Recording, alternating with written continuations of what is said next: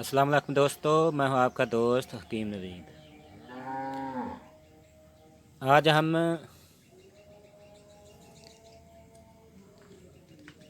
चार छिलके का रुब निकाल रहे हैं, जिसमें शीशम, जामुन और सिंबल और सरस, ये चार दरख्त का हम छिलका लिया है हस्बे ज़रूरत। इनको हम आग पर गर्म कर रहे हैं। जब इसका असर छिलके का पानी में आ जाएगा तो हम इसे छान लेंगे किसी कपड़े से और छोटे इसके छिलके इसके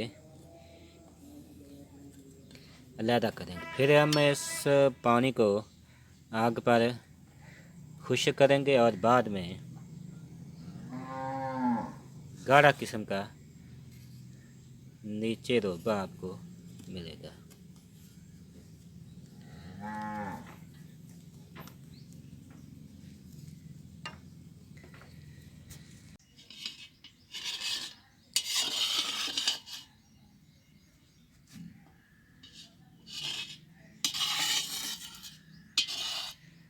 आखिर में इस तरह का आपको गाढ़े रंग का 200 रोब मिलेगा।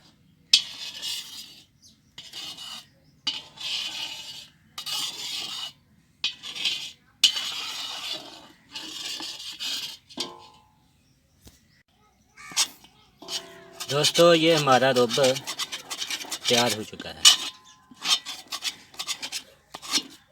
इस तरह का रोब तैयार होता है।